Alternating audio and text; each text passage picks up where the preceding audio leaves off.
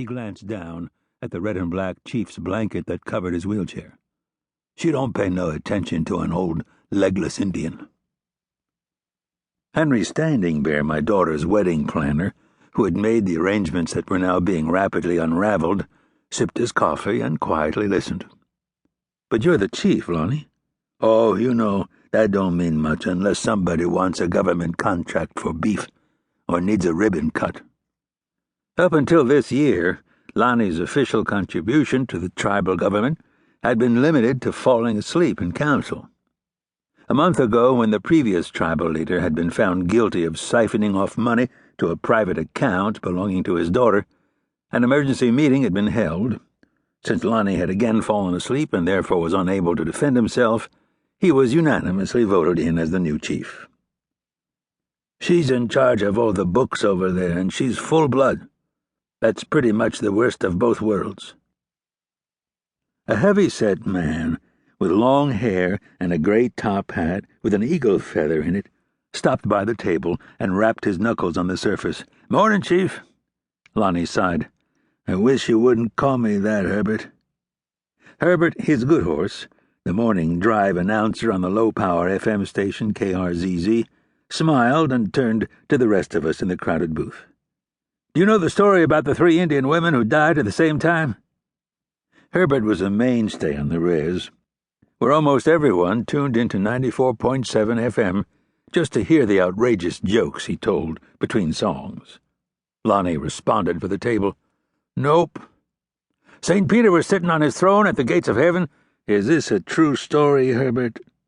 He nodded his head vigorously, the eagle feather stuck in the band of his hat bobbing up and down like a crest on his head. "It's from one of those priests over at St. Labray, and those Catholics, they sometimes tell the truth." Vic barked a laugh. "Fucking A." She raised an empty coffee cup to get Brandon White Buffalo's attention in hopes of a round of refills, but the big Crow Indian was attending to another customer. Herbert, his good horse, produced an elongated cigar from his silk brocade vest along with a cutter. "One of the women was Lakota, one was Crow, and the other was full-blood Cheyenne. St. Peter looked at them and said that they were heathens and there wasn't anything he could do to let them into the white man's heaven, but that he was curious because they had all 3 died at the same time. He asked the first one, the Lakota woman, if she had anything to say, and she said she didn't know anything about the rules, but she had always lived her life attempting to seek a balance in the red and black roads. St. Peter listened and was impressed by the spirituality of the woman and told her she could go in after all."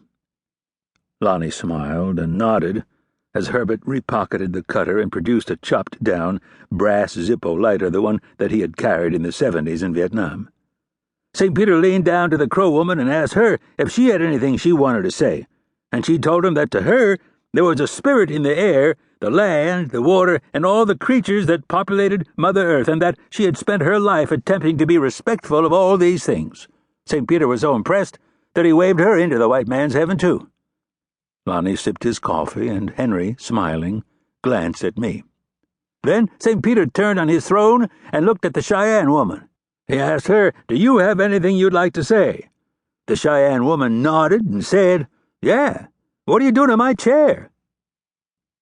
Lonnie laughed so hard, rolling his head from side to side with his mouth hanging open, that no sound came out.